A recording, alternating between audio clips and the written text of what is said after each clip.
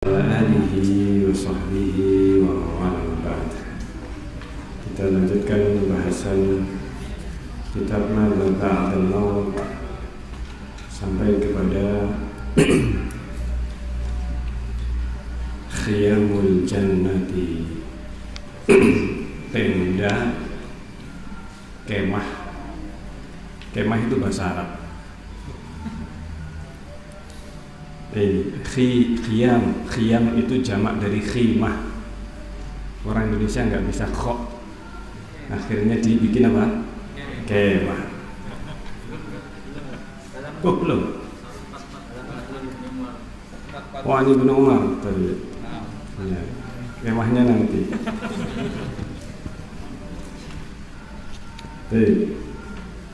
Bismillahirrahmanirrahim. Wa an ibni Umar radhiyallahu anhu, dari Ibnu Umar radhiyallahu anhuma, qala, ia berkata, su'ila Rasulullah sallallahu alaihi wasallam ditanya anil jannah, ditanya tentang surga. Faqala, maka Rasulullah menjawab, man yadkhulul jannata, barang siapapun yang masuk surga, yahya, maka dia akan hidup fiha, di dalamnya, di dalam surga, la yamut, tidak akan mati, sudah tidak ada kematian.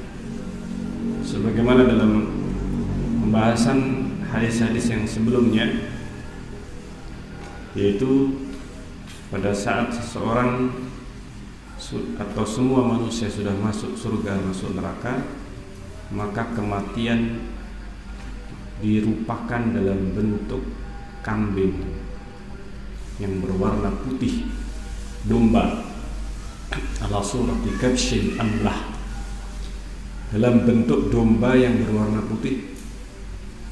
Fayudbahu bainal jannati wan nar, dalam bentuk putih yang sangat bersih, dan kemudian disembelih di antara surga dan neraka. Setelah sebelumnya penghuni surga dan penghuni neraka dipanggil semuanya, ya ahlal jannah fayashra'ibun, dan kemudian mereka menengok semuanya ke arah suara, yaitu antara surga dan neraka. Kambing, domba yang berwarna putih ini tadi. Ini kematian oleh Allah dirupakan dalam bentuk apa? Domba putih, putih bersih, amlah. Lalu penghuni neraka dipanggil, ya ahlan nar, mereka dipanggil semuanya. Kemudian mereka menoleh semuanya dan diumumkan, khuludun bila fala maut, sudah kekal kalian di neraka, tidak ada lagi apa? Kematian. Nah, ini diantara yang menunjukkan bahwa di surga dan neraka sudah tidak ada lagi orang yang sudah masuk surga, masuk neraka, sudah semuanya masuk ke dalam tempat masing-masing, maka di situ baru disembelih kematian. Maka orang yang masuk surga sudah, demikian juga yang masuk neraka, khuludun, kekal, dan tidak ada lagi apa? Tidak ada kematian. Yahya fiha la yamut, hidup di dalamnya dan tidak akan mati, la yamut. Wa yan'am fiha wa la yab'as, dan dia bakal merasakan kenikmatan la yab'as, dan tidak akan pernah lagi merasakan yab'as. Yang artinya segala sesuatu yang tidak enak, itu ba'sun namanya, yab'as. Tidak ada lagi sesuatu yang tidak enak, sudah tidak ada lagi. Kamus dalam surga itu kata-kata apa? sesuatu yang tidak enak. Apa yang tidak enak? Ya namanya penyakit, bau yang tidak enak, rasa yang tidak enak, semuanya sudah nggak ada lagi. Kebalikan dari neraka. Kebalikan dari apa yang terjadi di neraka. Di neraka nggak ada yang namanya kamu enak. Semuanya nggak enak. Ini kebalikan dari neraka. Jadi surga semuanya dari apapun, seluruh indera yang dia miliki manusia sudah tidak lagi merasakan ketidakenakan. Kita di dunia yang tinggal di tempat dingin merasa kedinginan, di tempat yang panas merasa apa? Kepanasan dan sebagainya. Orang merasakan ketidaknyamanan di dunia. Akan tetapi semuanya itu tidak terjadi di surga. Makanya di surga sudah nggak ada lagi yang namanya apa? Apapun yang tidak enak. Tidak ada toilet. Di surga sudah nggak ada toilet. Surga neraka juga nggak ada toilet. Tapi di surga nggak ada toilet.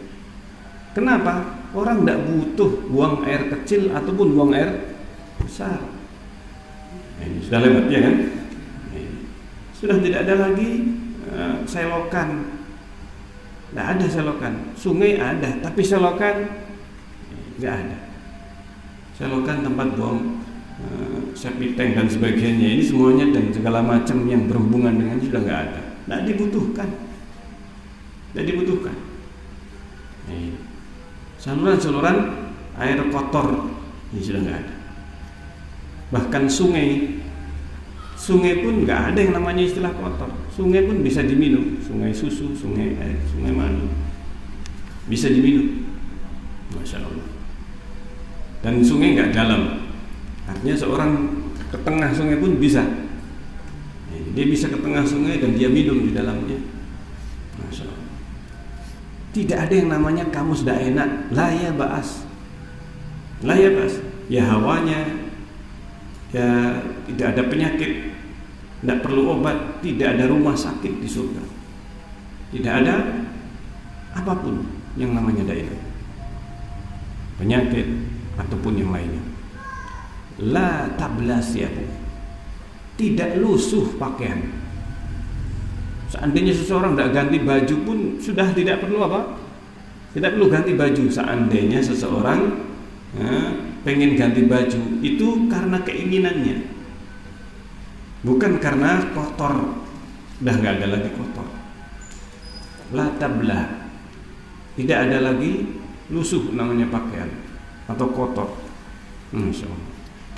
Tidak ada mencuci dan segala macamnya. La tablah siyabu wala yafna syababu, tidak sirna kepemudaan, usianya tetap. Seseorang berada di surga dengan usia yang semuanya sama. Ketemu nanti kakek sama cucunya sama buyutnya, semuanya usianya sama. Usianya sama. Masya Allah.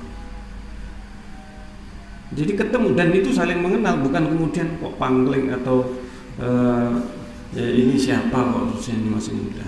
Cucu sama kakek sama buyutnya. Ya, sak canggah, sak wareng, sak apa namanya lagi ya, dan seterusnya ke bawah. Ini semuanya sama. Jadi kita ketemu dengan kakek nenek moyang kita, buyut kita ke atas, dan ketemu dengan cucu kita, cicit, dan kemudian setelahnya di bawahnya. Ini semuanya usianya sama. Dari mulai Nabi Adam alaihissalam sampai manusia terakhir, usianya sama. Dan mereka bisa saling mengenal satu dengan yang lain. Masya Allah. Ini yang luar biasa. La yafna syabahuhu. Qila ya Rasulullah. Ditanyakan kepada beliau, ya Rasulullah, ma bina'uha, bangunannya bagaimana? Qala labinatun min dhahab. Labinatun min dhahab. Kata beliau, batu batanya ada yang dari emas. Walabinatun min fiddah. Sebagian yang lain batu bata yang lainnya min fiddah. Itu berasal atau berupa perak bahannya, bahan batu batanya. Masya Allah. Wa malatuhal misk. Luluhnya, saya lupa lagi mencari kamus luluh itu apa bahasa Indonesianya. Luluhnya itu misik. Nah ini malatuhal misku. Lihat di kamus Arab Indonesia ya, ngalap ini tadi. Luluh ini campuran untuk pasangan. Wa turabuha za'faran, tanahnya itu za'faran. Ini semuanya misik, za'faran, ini minyak wangi paling mahal ini. Paling mahal bibitnya ini. Masya Allah. Ini tanahnya, campuran luluhnya, ini semuanya adalah bahan-bahan yang luar biasa. Bahan yang luar biasa. Wa hasba'uha lu'lu'u wal yaqut. Kerikilnya itu adalah, koralnya adalah lu'lu', dan lu'lu' artinya apa? Mutiara. Wal yaqut, dan batu yakut. Batu yakut. Subhanallah. Cari saja harganya yakut berapa ya. 1 gramnya berapa? Kalau ketemu apa? Batu yakut. Masya Allah. Nah ini adalah yang diceritakan Rasulullah SAW tentang surga. Masih tentang bangunannya surga. Dan berikutnya an Abi Sa'idin radhiyallahu anhu. Dari Abu Sa'idin radhiyallahu anhu qala. Beliau berkata, khalaqallahu tabaraka wa ta'ala. Allah Subhanahu wa ta'ala menciptakan. Siapa yang berkata? Abu Sa'id. Di sini tidak menyandarkan kepada Rasulullah SAW, tetapi sudah sering kita bahas bahwa ucapan sahabat yang berkaitan dengan perkara gaib tidak mungkin itu dari ijtihad. Ini bukan ranahnya ijtihad, karena ini perkara gaib. Artinya ini adalah hadis mauquf lafadznya, tetapi marfu hukumnya, yaitu bisa disandarkan kepada Rasulullah SAW. Apabila sanadnya sahih, maka ini marfu hukumnya. Allah Subhanahu wa ta'ala menciptakan al-jannata, surga, labinatan min dahabin, berupa batu batanya berupa emas, bahannya emas. Walabinatan min fiddah, Allah ciptakan batu bata dari fiddah, dari perak. Wa malatuhal misk, luluhnya dari campurannya pasangan, untuk pasangannya ini misik, luluhnya misik. Wa qala laha takallami, lalu Allah berfirman, bersilahkan kalian berbicara. Surga dan neraka berbicara. Kalau kelompok Aqlaniyun, Mu'tazilah dan yang semacamnya, mereka tidak menerima hadis-hadis seperti ini. Mereka menganggap ini hadis tidak masuk akal, tidak masuk akalnya mereka. Paham sini? Tidak masuk akal, surga neraka bisa berbicara. Ini hal yang tidak masuk akal bagi mereka. Jadi kesesatan kaum Mu'tazilah, Aqlaniyun bukan hanya berkaitan dengan sifat Allah, tetapi dengan seluruh berita dari Rasulullah SAW tentang perkara gaib yang menurut mereka dengan akal mereka yang sangat sempit, dengan kesempitan akal mereka, yang mereka merasa kaum Mu'tazilah ini merasa paling berakal di antara manusia. Ini merasa paling menggunakan akalnya. Ini kaum Mu'tazilah atau Aqlaniyun. Kaum Aqlaniyun, mereka yang menggunakan akal mereka untuk membangun akidah mereka. Tapi karena berasal dari akal, maka tidak stabil. Akidah dan keyakinan mereka adalah keyakinan atau akidah yang paling rapuh. Mereka sendiri yang merasakan kerapuhan itu. Banyak tokoh-tokoh ahli kalam di akhir hayatnya merasa kebimbang, dan ragu dengan apa yang mereka yakini, karena memang belum yakin sebenarnya mereka, hanya karena utak-atik akal mereka. Dan itulah yang sebenarnya terjadi sejak zaman dulu, bukan hanya sejak ahlul kalam ada, tapi sebelum datangnya Rasulullah. Kaum filsafat, filosof, ini Plato, Aristoteles, siapa lagi? Socrates dan sebagainya. Mereka tokoh-tokoh yang diagungkan di dalam ilmu filsafat. Mereka di akhir hayat mereka mengatakan atau merasa ragu dengan apa yang selama ini mereka sudah sampaikan, sudah mereka ajarkan kepada manusia. Di akhir hayat mereka, mereka ragu dengan apa yang mereka yakini. Termasuk apa? Plato yang mengatakan di akhir hayatnya,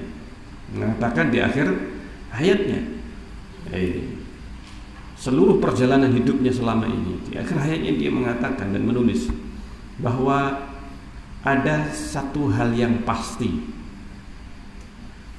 yang selama ini sampai pada akhir hayatnya, ada satu hal yang dia pasti ketahui. Yang jelas pasti dia kan apa? Dia ketahui. Yang lainnya masih ragu. Yang lain yang dia sampaikan, diajarkan itu masih ragu. Nah ini, yaitu apa? Bahwa dirinya tidak tahu apa-apa. Itu yang dia yakini selama ini.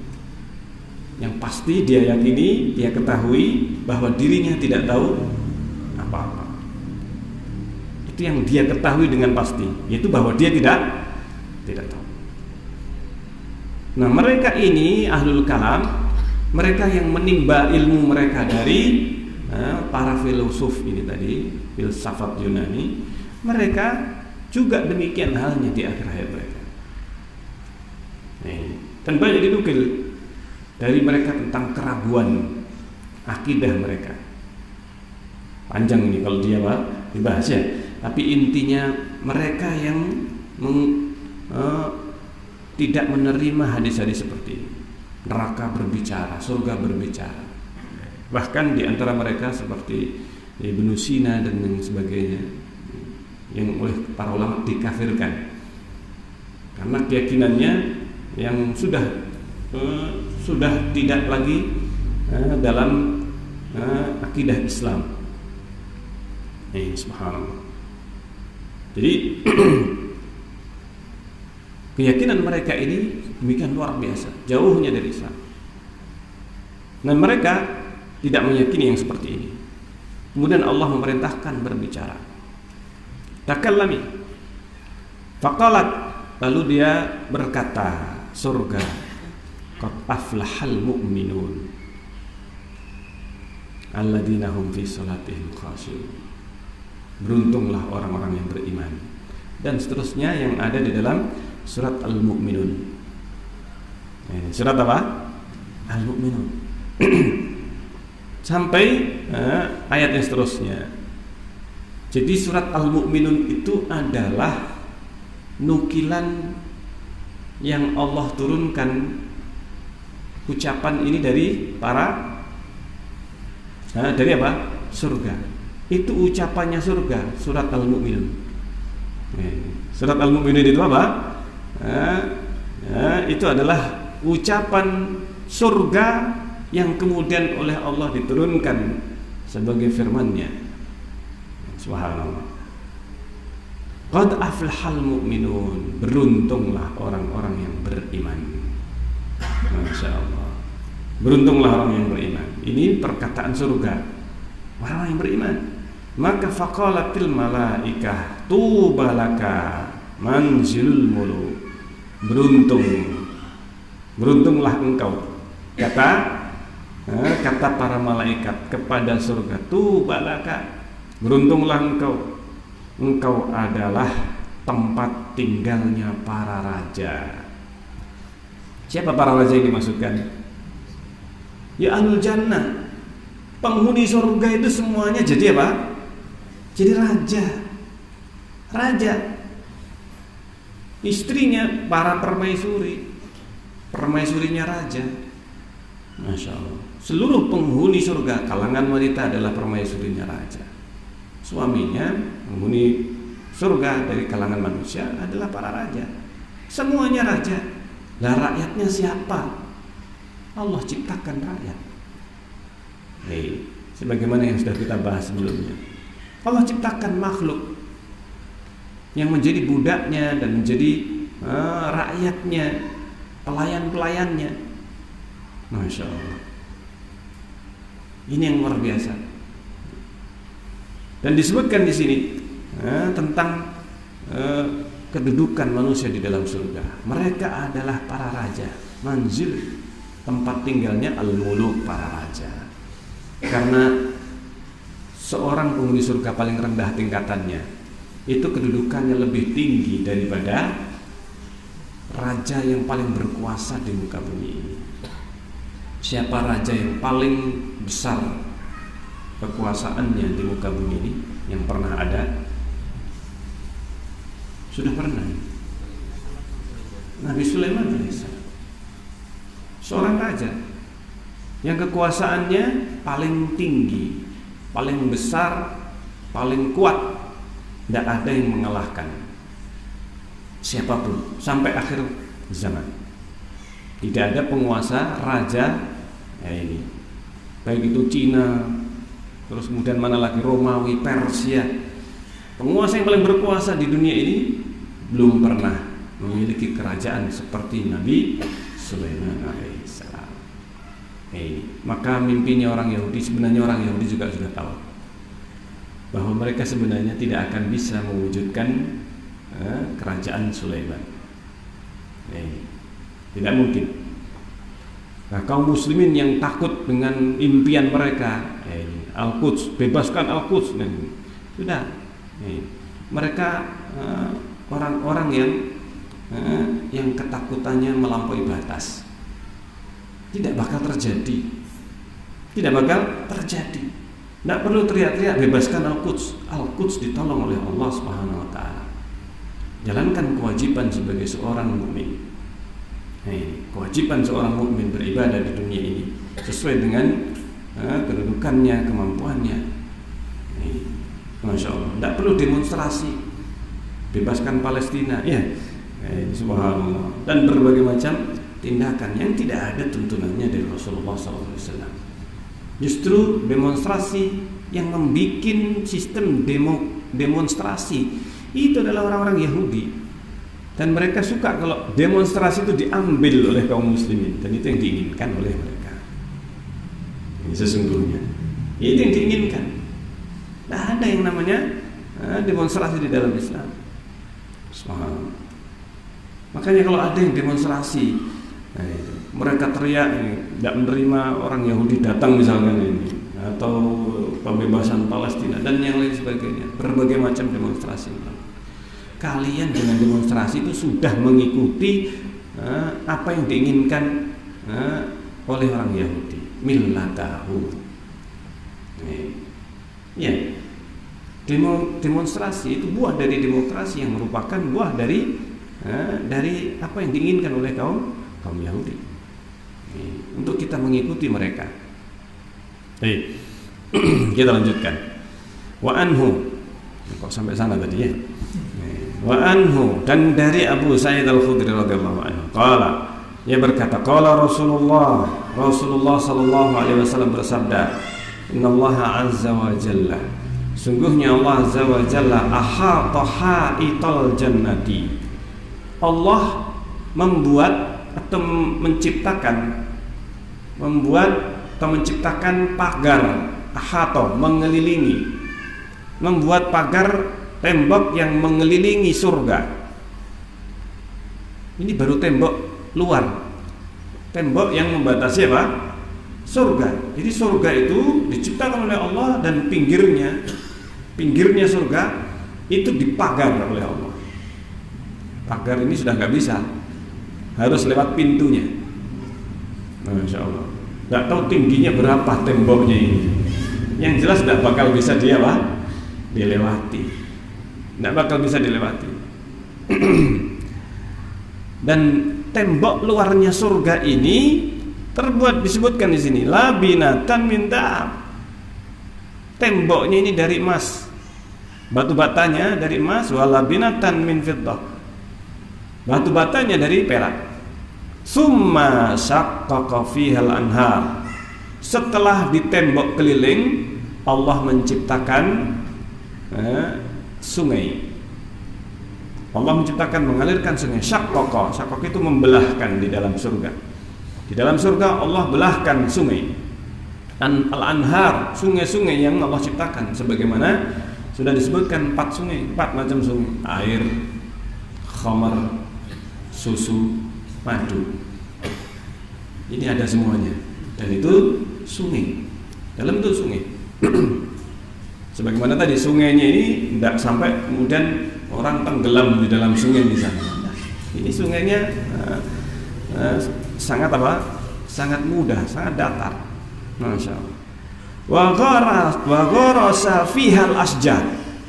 Dan Allah menanamkan di dalamnya al-asjar, pohon-pohon ditanam.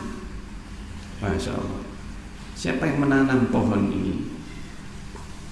Manusia yang menanamnya.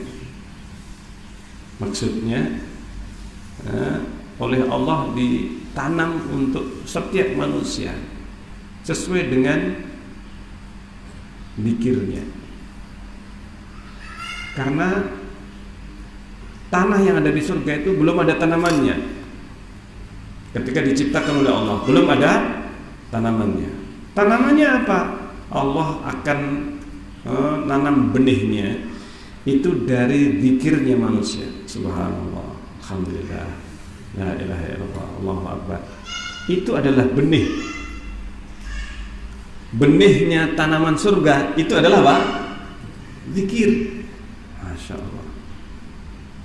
Jadi kalau kita berzikir, itu kita sebenarnya sedang menanam benih di dalam surga. Masya Allah. Disitulah kita menanam. Manusia itu sebenarnya petani. Penghuni surga itu petani. Petani yang dia itu menanam pohon-pohon di dalam surga. Masya Allah. Ini tanamannya zikrullah, zikir kepada Allah Subhanahu, tasbih, tahlil dan seterusnya. Wa gharasa fihal al-asjar. Allah menanamkan pohon-pohon di dalam surga. Falamma nadharatil malaikatu, pada saat malaikat melihat ila husniha, kepada keindahan surga, bagusnya surga, qalat, maka berkatalah para malaikat, tuba, beruntunglah engkau, kata malaikat kepada surga, manazilul muluk, tempat tinggalnya para raja, tempat tinggalnya para raja. Masya Allah. Baik, insya Allah kita tunda masuk tendanya. Insya Allah dalam kesempatan yang berikutnya, biidznillah ta'ala. Ya. Pekan depan masuk tenda surga ya. Insya Allah subhanahu wa ta'ala.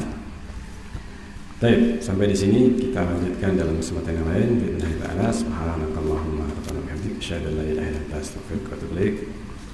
Baik, belum orang ini.